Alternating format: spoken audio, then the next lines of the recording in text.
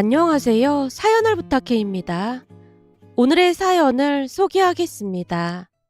동생 상견례를 다녀오자마자 소파에 대자로 누워버리고 말았는데요.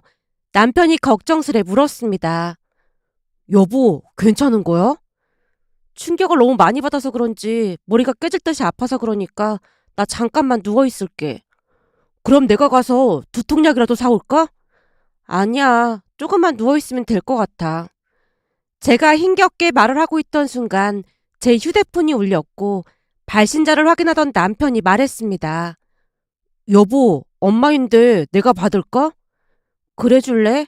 나 지금 머리가 너무 아파서 통화하기 어려울 것 같아. 라는 제 말에 남편이 전화를 받았습니다. 엄마, 저예요. 아, 집사람은 지금 머리가 아파서 누워서 쉬고 있어요.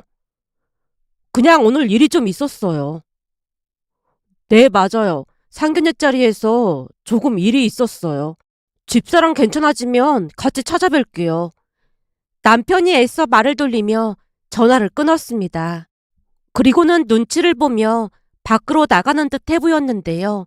저뿐만 아니라 남편도 그날 큰 충격을 받았으리라는 생각이 들었지만 머리가 깨질 듯이 아픈 나머지 남편을 신경 쓸 여유가 없었습니다.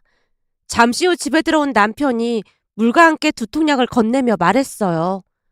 심하게 아플 때는 두통약 하나 먹는 것도 괜찮아. 이거 먹고 한숨 자고 나면 괜찮아질 거야. 고마워. 그럼 난 방에 들어가서 한숨 자고 나올게.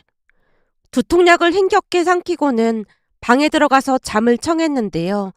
2시간 정도 잠을 자고 일어났더니 두통이 약간은 좋아진 듯 했기에 느린 걸음으로 거실로 나갔습니다. 하지만 남편의 모습이 보이지 않아 전화를 걸었어요. 당신 지금 어디야? 일어났어? 머리는 좀 어때?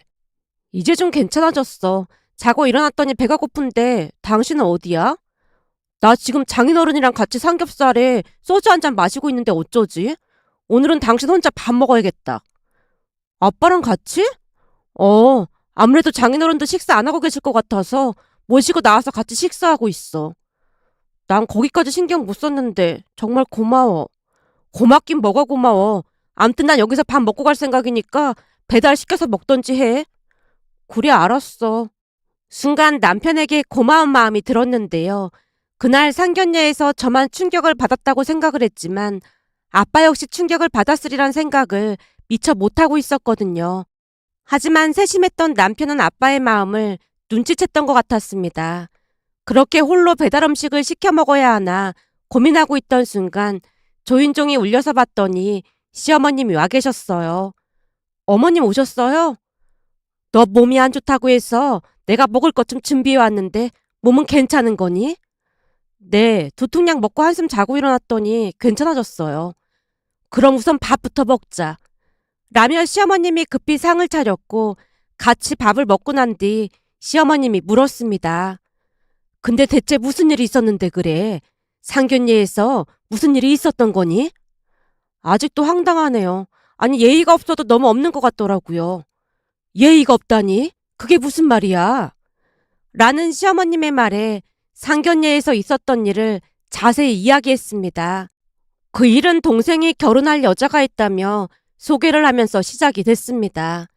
여자친구가 있는 줄을 알았지만 사귄 지 반년이 조금 지났던 걸로 알고 있었기에 제가 걱정스레 물었어요. 사귄 지 반년밖에 안 됐다며. 근데 벌써 결혼을 하겠단 말이야? 연주가 나보다 나이가 많다 보니까 집에서 결혼을 서두르는 모양이야. 아, 연상이었어? 누나랑 나이가 같아. 연상인 건 크게 문제될 게 없지만 그래도 너무 이른감이 있는 게 아닌가 싶어서 그렇지. 그치만 연준의 부모님이 하루라도 빨리 결혼하라고 하나 보더라고. 근데 사람은 괜찮은 거야?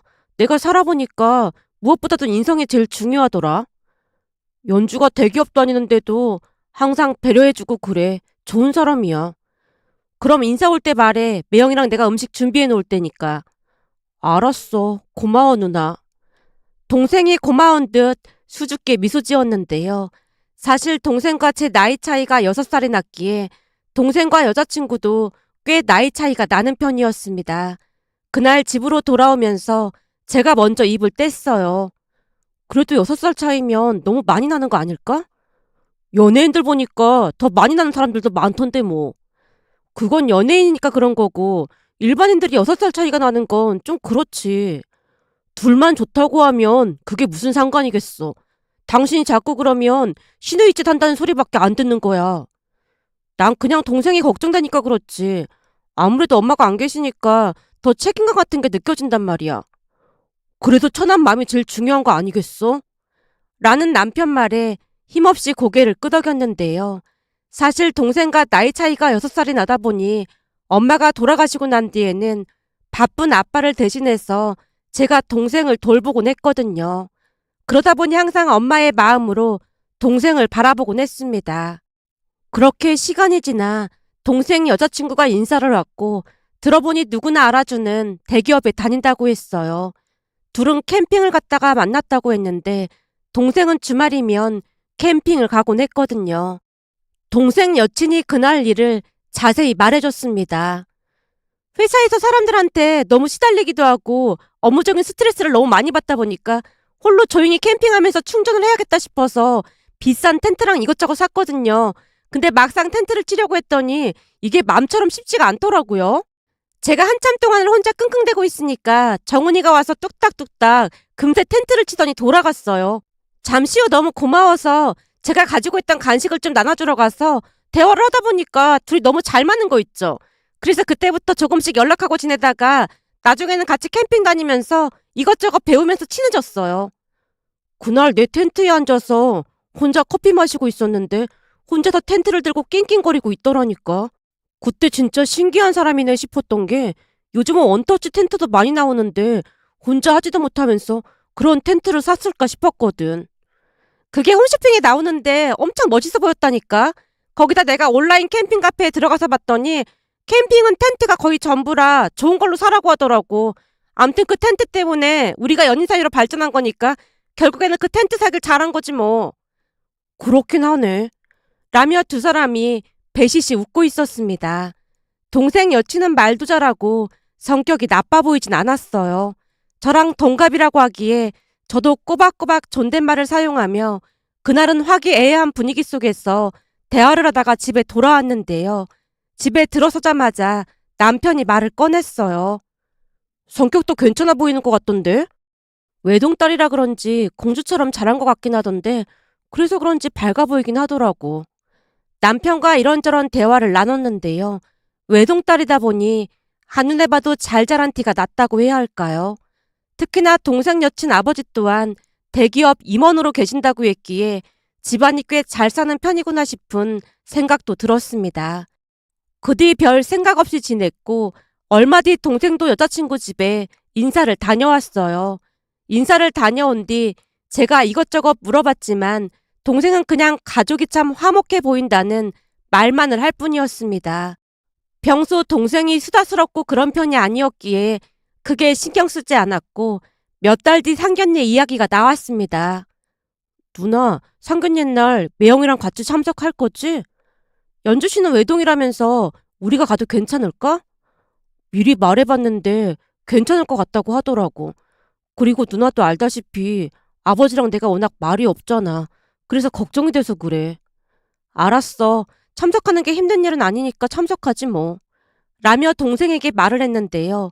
왠지는 모르겠지만 동생이 많이 안심하는 듯한 눈빛이었습니다. 그렇게 시간이 지나 상견례 날이 다가왔고 우리는 단정하게 차려입고 예약한 식당으로 갔습니다. 우리가 먼저 도착을 했기에 한 10분 정도 기다리니까 동생 여자친구, 그러니까 연주 씨 가족들이 들어와 자리에 앉았어요. 그런데 상견례를 하는 내내 연주 씨 어머니 표정이 어둡기만 했습니다. 그 모습에 마음속 깊은 곳에서 불안감이 고개를 내밀었고 그 불안감은 어김없이 현실로 나타나고 말았습니다. 내내 입을 꾹 다물고 있던 연주 씨 어머니가 음식이 나오자마자 술을 시키더니 연거푸 술을 들이켰거든요. 그러니까 안주도 먹지 않고 그냥 연거푸 술을 들이켰다는 말이 맞을 것 같습니다. 결국 30분도 되지 않아서 연주 씨 어머니가 잔뜩 취하고 말았는데요. 연주 씨 어머니 입에서 충격적인 막말이 쏟아져 나왔습니다. 우리가 어떻게 키운 딸인데 중속이 없다는 사람을 사익감으로 데리고 와. 너 말이야. 우리 딸한테 고마워해야 해. 알았어? 우리 딸이 다 알아주는 대기업 다니는데 어디서 듣도 보도 못한 회사 다니는 놈을 데리고 올 수가 있어. 내가 창피해서 어디다 말도 못하겠어. 엄마, 정훈씨네 회사가 왜 중소기업이야? 내가 중견기업이라고 했잖아. 대기업 빼놓고는 그냥 다 중소기업인 거지. 개뿔 중견기업은 뭔 놈의 중견기업이야. 능력 있어봐. 당연히 대기업 들어가겠지. 안 그래? 네가 직접 말해봐. 너 능력이 없어서 그따위 회사 들어간 거 맞지? 연주씨 어머니가 불만 가득한 표정으로 동생을 노려보며 물었고 동생이 눈치를 보며 어쩔 줄을 몰라 하고 있었습니다. 그러자 연주씨 어머니가 다시 다그쳤어요. 말해보라고! 왜 입 두고 말을 못해? 내가 이래서 중소기업 다니는 인간들을 혐오한다니까. 그런 인간들은 자존심이고 뭐고도 없고 그냥 내내 굽신굽신거리는 게 일이거든. 그런데 너 같은 인간이랑 우리 딸이랑 결혼을 한다는 게 말이나 되는 소리야? 여보, 취한 것 같으니까 그만해. 연주씨 아버지가 어머니를 말렸지만 그 뒤에도 연주씨 어머니는 한동안 막말을 쏟아냈습니다. 차마 입에 담을 수도 없는 말들을 쏟아냈는데 순간 어찌나 놀랐던지 정신이 아득해지면서 제 손이 덜덜 떨리고 있었어요. 그나마 연주씨와 연주씨 아버지가 말리면서 우리에게 머리를 조아리며 사과를 하고 있었기에 박차고 나오지도 못한 채 안절부절 못하고 있었는데요. 아빠도 큰 충격을 받은 것인지 표정이 말이 아니었습니다. 그렇게 상견례는 난장판이 되었고 나중에는 연주씨 아버지가 어머니를 데리고 나가버렸어요. 연주씨 또한 죄송하다고 인사를 하고 급히 두 사람을 따라 나갔고요. 그들이 떠나고 난 뒤에도 우리는 넋을 놓고 앉아 있었는데요. 한 20분쯤이 지나자 아빠가 조용히 입을 뗐습니다. 정훈이 너는 이 결혼 꼭 해야겠냐? 저기 어머님이 평소에는 괜찮으세요. 아무리 그래도 상견례가 보통 어려운 자리가 아닌데 아버지도 아니고 어머니가 술에 취해서 이러는 게 난 도통 이해가 안 되는구나. 아빠가 긴 한숨을 내쉬는 모습에 저도 거들었습니다. 정훈아, 누나 생각도 아빠 생각이랑 같아. 다른 자리도 아니고 상견례 자리에서 술에 취해서 너한테 이 자식 저 자식 하는 게 상식적으로 말이 된다고 생각해? 내가 볼 땐 결혼하면 너 엄청 힘들어질 수도 있어. 난 이 결혼 결사 반대야. 네가 왜 이런 대접을 받아야 하는 거야? 아무래도 연준애가 워낙 잘 살다 보니까 그런 것 같아. 아무리 잘 산다고 해도 사익감한테 이런 대접을 하는 건 말이 안 되는 거지. 난 결사 반대니까 잘 생각해봐. 제가 동생을 뜯어말렸지만 동생이 고개만 푹 숙일 뿐 아무런 대답도 하지 않았습니다. 그 와중에도 동생은 여자친구를 포기할 생각이 없어 보였는데요. 한마디로 콩깍지가 제대로 쓰인 듯해 보였습니다.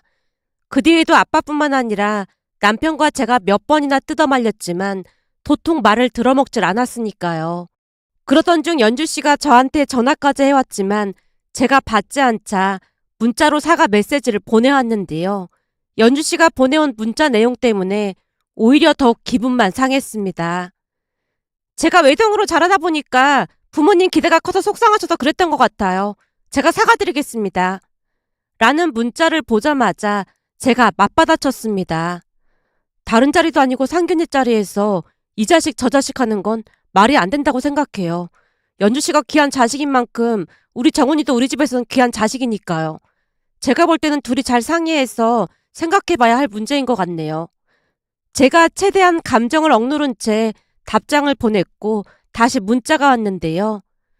근데 따지고 보면 정훈씨네 회사가 대기업이 아닌 건 맞잖아요. 그러다 보니 우리 엄마 입장에서는 딸보다 못한 사이를 본다는 생각에 속상할 수도 있는 거잖아요. 사실 이런 말까지 안 하려고 했는데 연봉도 제가 더 높고 한데 우리 엄마 술주정 정도는 그냥 눈 감아줄 수도 있는 거잖아요. 거기다 제가 외동이라 나중에 부모님 재산도 다 제 거가 될 게 뻔한데 정훈씨가 엄마 술주정 정도는 받아줘도 되는 거 아닐까요? 그리고 사과하려고 문자 보낸 사람한테 이런 식으로 하는 건 참 예의가 없는 행동인 것 같네요.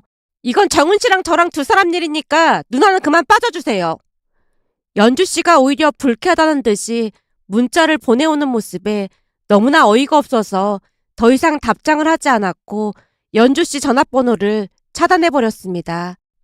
그렇게 제가 있었던 일을 자세하게 말하자 시어머님이 놀란 채 물었습니다. 지금 말한 게 다 사실이란 말이야?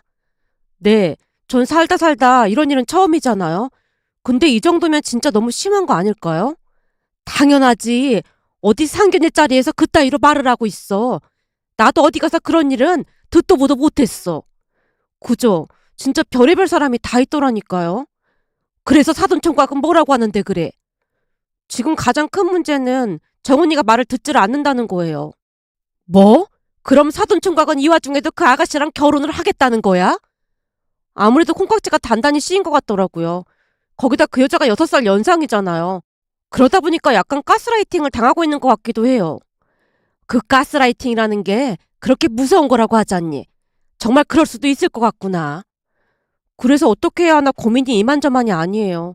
그런 집구석이랑 결혼하게 되면 안 봐도 고생길이 훤해 보이잖아요. 당연하지. 근데 그 아가씨네 아버지가 대기업 임원이라고 했다고? 대체 어떤 회사길래 그렇게 난리를 치는 거야? 아까 어디라고 했던 것 같은데 너무 놀라서 기억이 안 나네요. 제가 그이한테 전화해서 물어볼게요.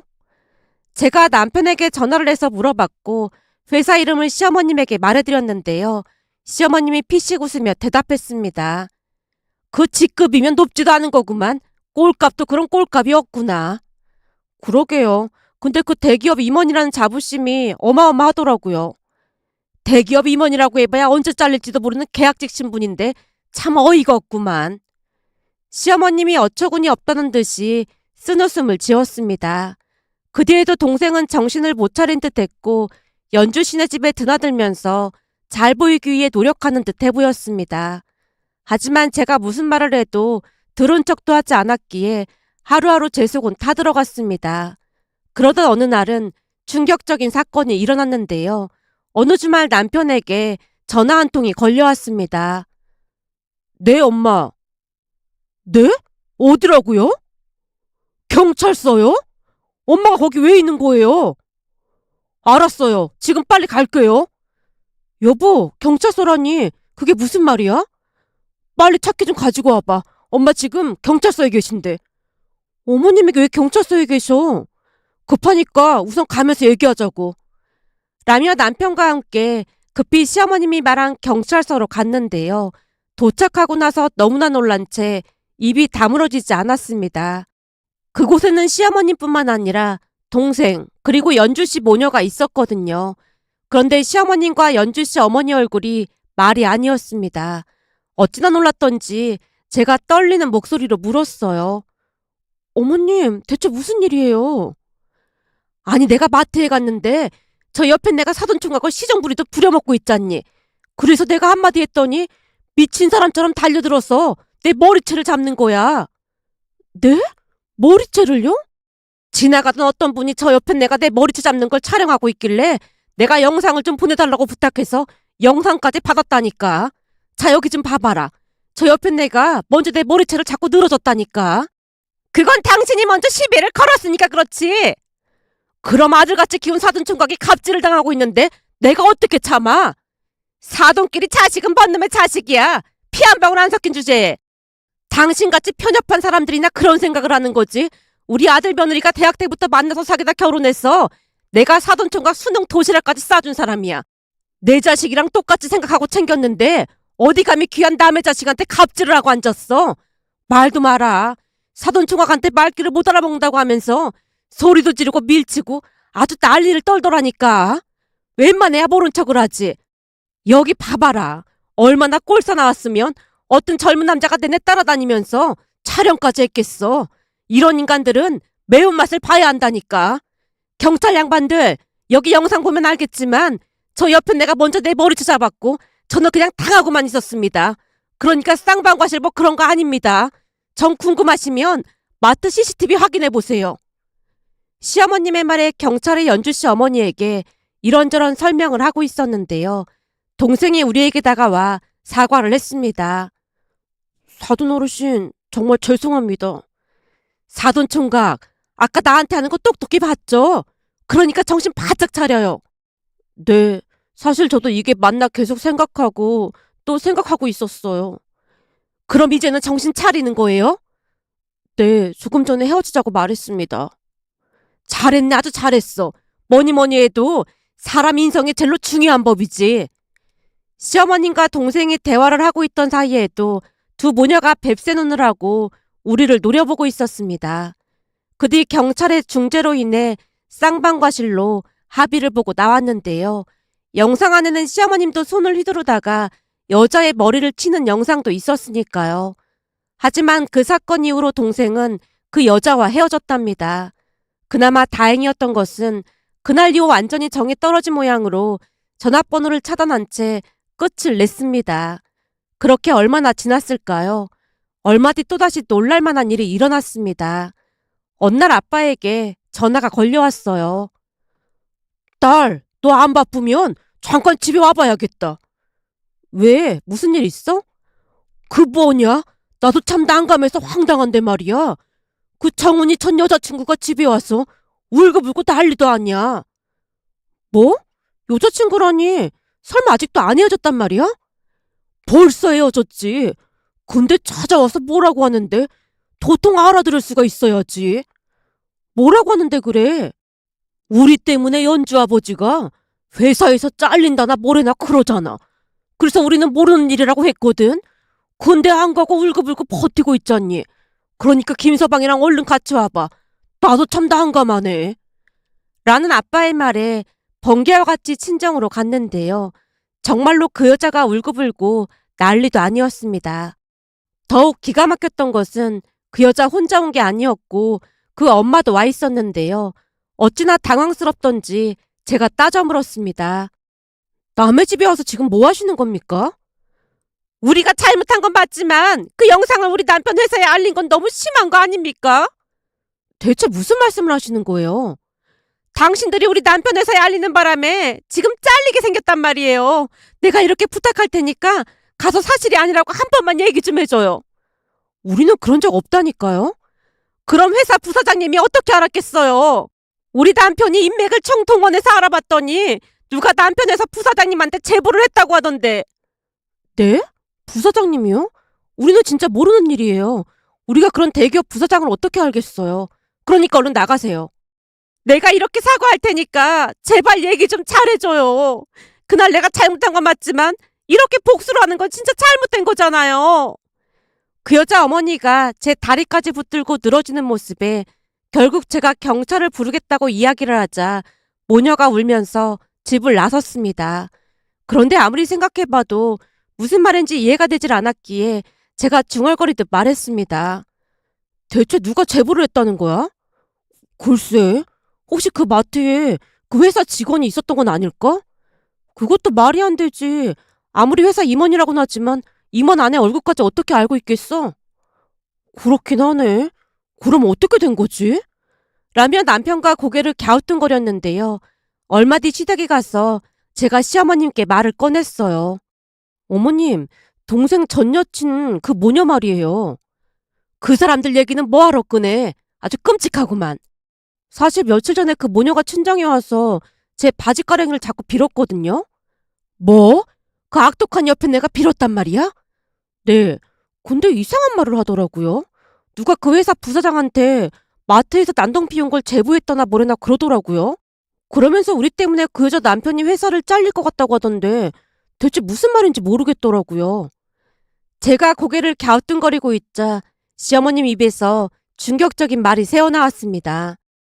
사실은 그 회사 부사장이 네 시아버지 대학 선배잖니. 대학 선배요? 그래. 서울대학교 선후배 사이야. 근데 얼마 전에 만나러 간다고 하는 소린 들었어. 네? 그럼 설마 아버님께서 말씀을 하셨단 말이에요? 글쎄다. 나는 잘 모르지. 근데 임원 아내라는 사람이 밖에서 그러고 다니는 건 엄청난 회사 이미지 실추 아니겠니? 내가 얼핏 듣기로는 재계약이 안 될 것 같다고 듣긴 했던 것 같아. 시어머님이 대수롭지 않다는 듯이 말을 했는데요. 사실 그날 영상을 보면서 저도 많이 놀라긴 했거든요. 도무지 대기업 임원의 아내라고 할 수 없을 정도로 입도 거칠었고 행동도 수준 이하였으니까요. 그러면서 문득 궁금했던 것이 떠올라서 시어머님께 넌지시 물었습니다. 어머님, 제가 내내 궁금했던 게 또 하나 있거든요. 궁금한 거? 뭔데 그래? 어머님 집에서 그 마트까지는 거리도 꽤 있는데 그날 그 마트에는 왜 가셨던 거예요?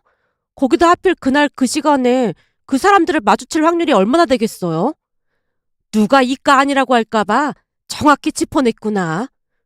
그게 무슨 말씀이세요?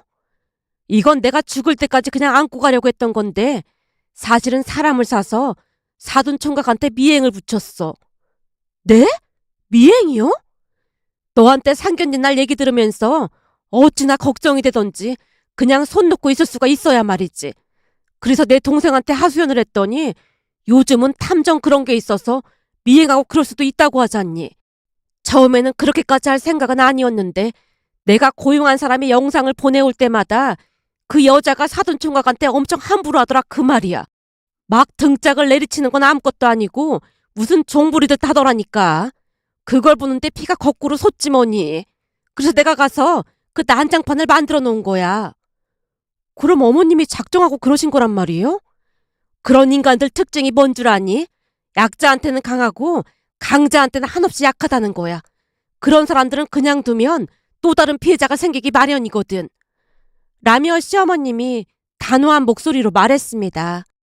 그 모습에 제가 어떠한 말도 하지 못한 채 그냥 고개를 끄덕이고 말았는데요. 그때 연주 씨 아버지는 회사를 쫓기듯 나왔다고만 들었습니다.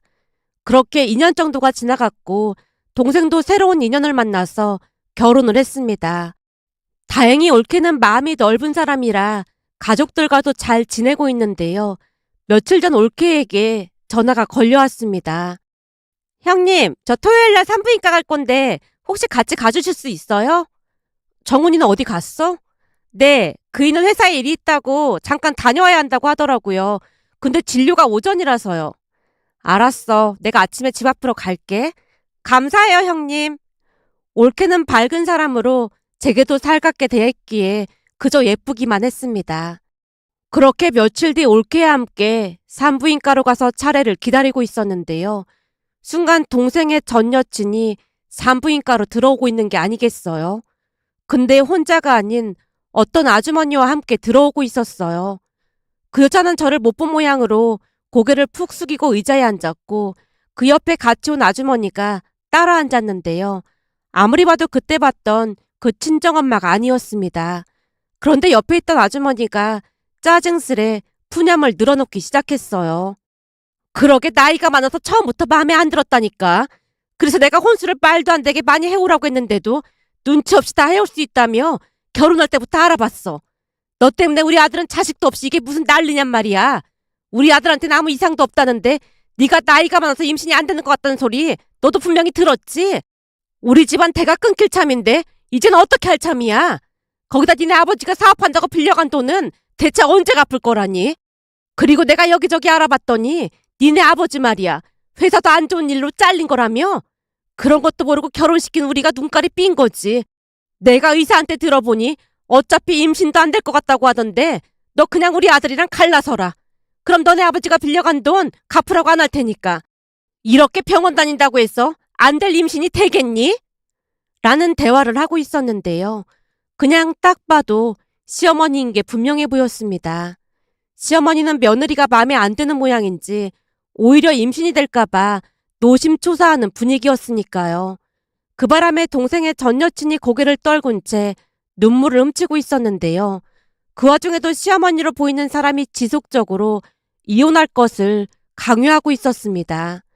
그 모습을 보며 그렇게나 자기네보다 없어 보이는 사람을 무시하고 함부로 하더니 인과응보가 아니었을까 하는 생각마저 들어 씁쓸한 마음에 이렇게 글 남겨봅니다.